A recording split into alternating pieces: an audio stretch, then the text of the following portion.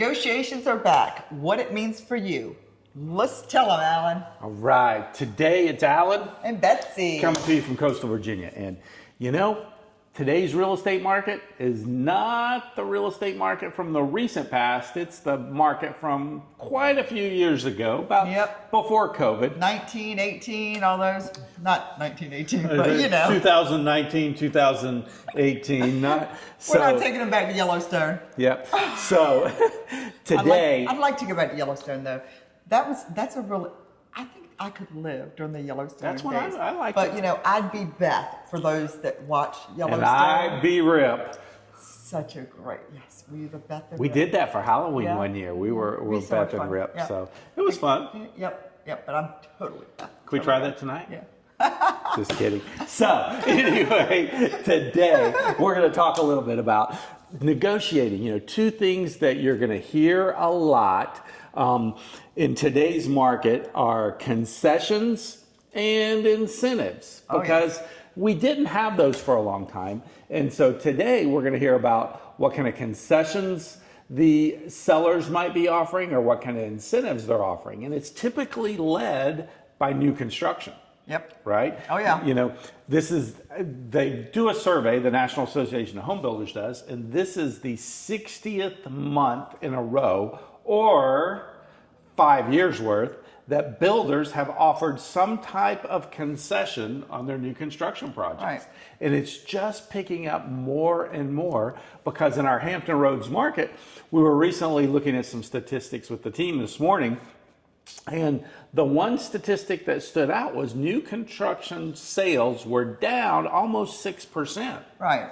And I mean, it's really, really hard to get some new construction. And if you can get new construction, I'm talking the new construction that you're really wanting, not the condos or the townhouses, but the true single family.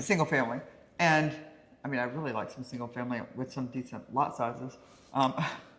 But, you know, here's what we've got to look at. Concessions are more and more what sellers were having to discuss with them, that they may have to give concessions. In fact, last, how much was it? I think it was the last quarter, the survey was done. 46% of sellers gave some type of concession in the contract when it came time to write the offer. Well, I mean, I look at, our houses go really, really fast. I mean, I will say that.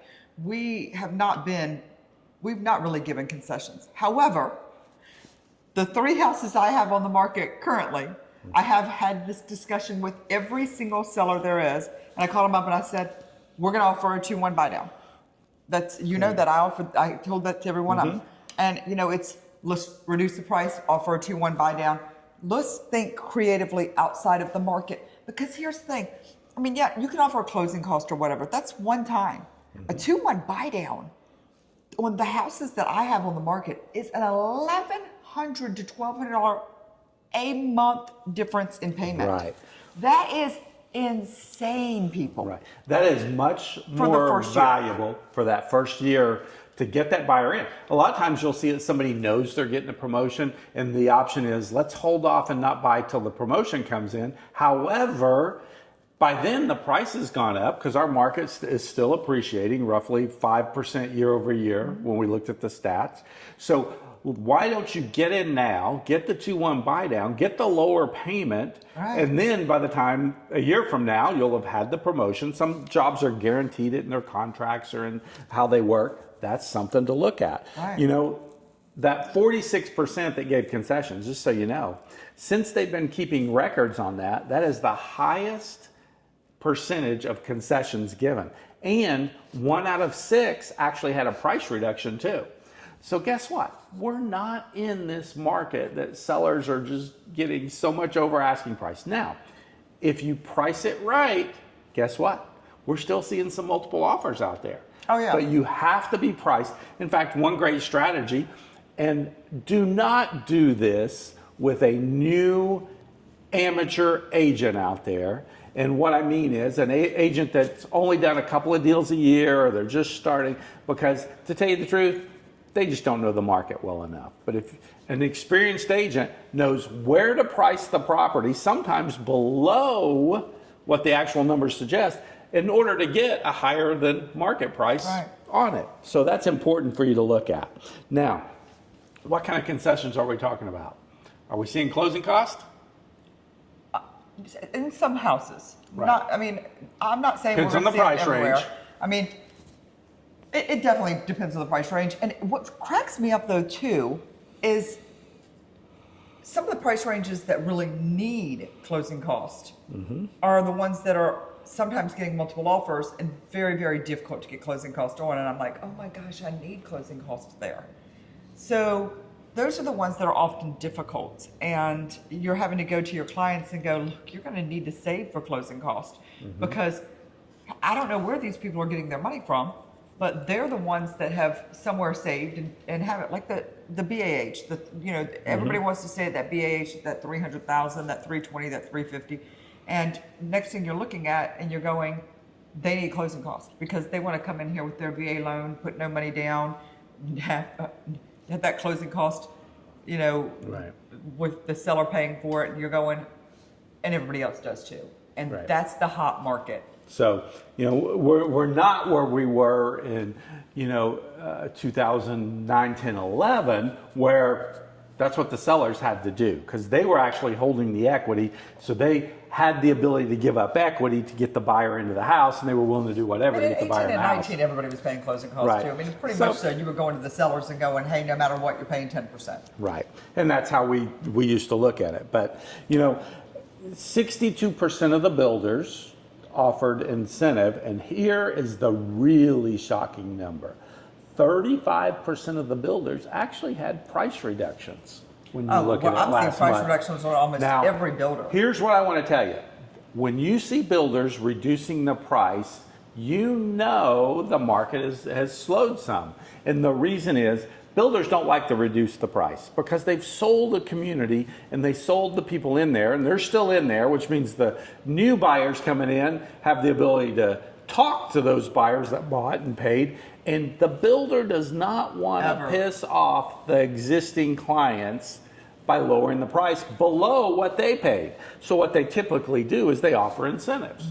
But for 35% of the builders to have lowered the price, it's getting pretty serious. We've definitely seen the seesaw go from here to here and teetering a little bit in the middle, maybe even starting to lean toward the buyers more. Now, again, we saw incentives, we saw price adjustments. We also see a lot of incentives with new homes where they're getting crazy interest rates because they're holding the notes. Right. And some of the big companies that are coming into the market, the D.R. Hortons and stuff like that, they're able to do interest rates that are insane. Right. And that's very attractive. Again, they would rather do that with the interest rate than the price because they want to keep the prices stable for everybody that's bought there. Too. But the real thing about the interest rates, why that's so important is, let's get real. Does a buyer actually buy on the price of the house? They buy on what their monthly payment is. Every buyer. I mean, when they sit down to me, I say, I could care less what you're approved for. I need to know what you're comfortable with a month because nobody cares. Nobody cares. I mean, could you afford a $4 million house? Great. Do you want to afford, what's your monthly payment? Don't want the $30,000 a month payment. It's all about what you're comfortable with. When somebody comes in and tells me that they were just approved for 50% of what they make a month, are you comfortable with that? No. Right. No, you still want to be able to vacation, to eat, to live, to breathe. Mm-hmm. I mean, you want to be able to go to bed at night and sleep because you're going, I can really enjoy my life still. So those are things. And, this market has gotten very, very interesting. And when somebody sits down and looks at me today and they said, how's the market? It depends. And a lot of it depends on what week you go on the market. How is your house priced? What are you willing to, are you willing to put the house perfect, clean your baseboards, make it beautiful, get the heck out of the house. Get out of the house. Mm-hmm. Look, I'm not kidding. When somebody wants to see your house, you can't say, oh, I am sorry, that's just not the perfect time for me. Could you do that tomorrow? No. your house is listed. Get the freak out. Because here's the thing. I don't care. Like, it amazes me. Yeah, that hour wasn't good, but that next hour is okay. That hour was the hour that they needed to see the house. Right. And you just lost that buyer who could have been the perfect buyer for your home. So here is my thing. I cautious you when you are selling your home to ever decline a showing. And I always say that on my listings, so I never understand why I start seeing decline. I'm like, did we really just decline a showing? No, don't decline my showings. Got it. Okay. So, the big thing is when you're looking at those builders, the other thing they're offering is sometimes is appliances and upgrades and higher trim levels and things like that. Yeah, $10,000 builders, upgrade package, and then. What this really means is when you're coming down to it, as a buyer, you might go in asking for things. This is a time, if you don't get if you don't ask. And as a seller, you have to be ready. They are going to ask for some things. Don't get offended by somebody asking for something. If you're brand new on the market, and you've been on the market 24 hours, 48 hours, and the buyer's asking for the world, it's okay. Don't be upset at them for asking for it. All you're going to do is counter back. Or if you've been on the market for 45 days and you haven't had any offers and they're asking for things, you might want to consider it. Absolutely. When you're going for it. So that's what you really have to look at, is be expecting it and don't be offended by it.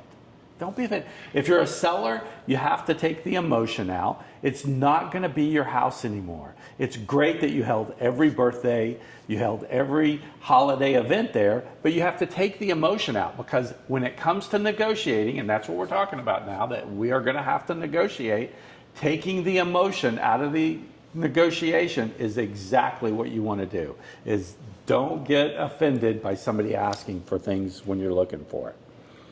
Yeah. So, and it also helps up front when the buyers and the sellers both understand the market. And if you are that buyer that really truly needs all of the stuff, like if you're that buyer that needs that closing cost paid for, and if you're that buyer that is really, really shopping that price, it helps to know that you really, really have to go in sometimes, and you can't be jumping at the house that just hit the market that's in that perfect condition, because those houses are not going to have, if they're going multiple offers, you're not able to compete with those. So don't be wasting your time looking at those. Sometimes wait for those houses that have been on the market for at least a week. I'm not saying you have to wait for them to be on the market for 2 and 3 weeks, but sometimes you do have to wait for them to be on a week. Or there's other ways that you can do it sometimes. I like raising the price and putting that closing cost in it. But you have to be very, very cautious of the fact that you are going to get beat up when you keep finding that perfect house and you keep getting beat out by that perfect person that can pay their own closing costs, guarantee, the appraisal gap and all of that kind of stuff. And you don't want to go, oh, I got beat out again. Right. Oh, I don't like to lose all the time and go, it's constant, consistent that you're not winning. That is the thing that you want to avoid too. Right. Now, the one thing about negotiating we haven't talked about is when it comes to the inspection and what we call PICRA, property inspection contingency items. And so what you want to know is, as a seller, no matter how perfect your house is, the home inspector is going to find some things wrong. Maybe 10, 20, 30, 40 things wrong. They're going to give this big report. Again, take the emotion out. Don't take offense to it. And what you have to understand is, hopefully, the agent on the other side is a good agent and they understand, what's important and what's not. Part of it'll be is, if you are a seller and you held so hard line on all the other negotiating up front, the buyer may be not feeling great, so when it comes time to the inspection, they're going to push harder when it comes time to the inspection items. You know, one thing we love is, you know, we talk about it all the time, how our market is saturated with agents still, and some of these agents just have no concept of what they're doing. And a great thing that's happened to us 4 or 5 times recently is that they have missed their property inspection contingency release deadline, meaning they didn't get us the report in time. And in those situations, we constantly then, on behalf of the sellers, are in control of that negotiation, because technically they can't ask for anything. And they can ask, the seller doesn't even need to respond to it, and they can't get out of it because their agent missed the deadline. We are amazed at how often that has happened, and that comes from having inexperienced, non-professional agents. And we've seen it 4 or 5 times this month. It's crazy when we see that.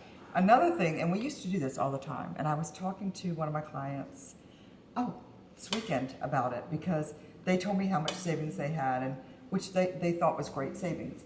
And it really truly is for a first-time home buyer. But I said, we can either do it this way.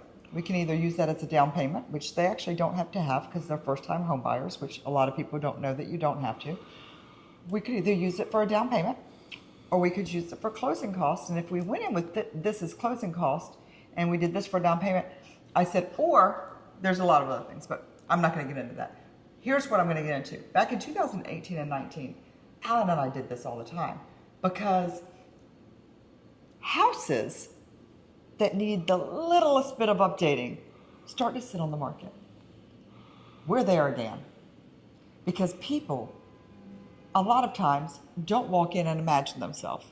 Kind of like when we bought our house and it sat on the market for 6 months because it was 50 shades of, oh my gosh, really. But the house is perfect. It's got the most perfect layout of any house ever. Brick, beautiful. And now it's gorgeous because we redid it.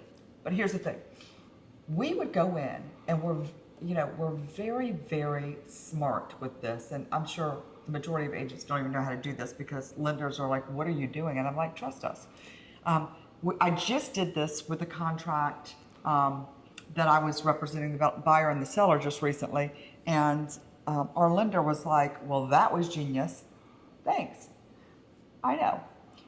And what you can do is you can go, I am going to request repairs, and we're going to write them to specific, like you want flooring, you want countertops, you want a kitchen done, and you put it to certain contractors.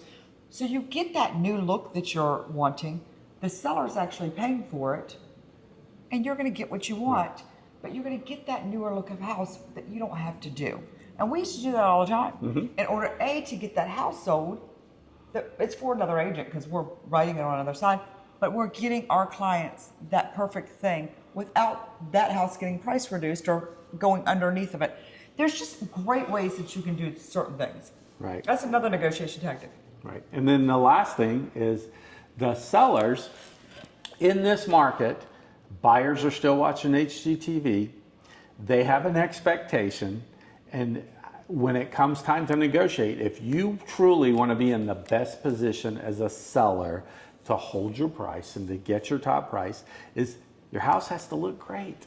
And one of the things, we have a VIP listing program that our sellers net 5, 10, sometimes 20% more profit, not profit, bottom line, as a VIP client, because we fund the money to do all the upgrades. This year alone, we've funded hundreds of thousands of dollars. I mean, probably close to $1 million. I'm sure. If I look at the numbers. And in updates to our sellers' listings before they go on the market, so that when they hit the market, they look HGTV ready, and then we get our money back at closing. But what's happened is by doing that, that makes their listings stand out in the market, where often other houses in their neighborhood haven't been able to do that. Right, and then they net all of the I mean, it's a win-win across the board. So great. So, be prepared to negotiate. Don't take offense to it. Take out the emotion, and that will get your next deal. Call us if you want to know about our VIP program and how you can make 5% to 20% more on your house if it needs some updating and to look HGTV perfect. All right. Till next time, Al. And Betsy, subscribe to us here. If you are watching us on TV, click the QR code. If you're watching us on that mobile device, subscribe to us or click to us right here. And if you are on Facebook, subscribe to us right here. Thank you. See you soon.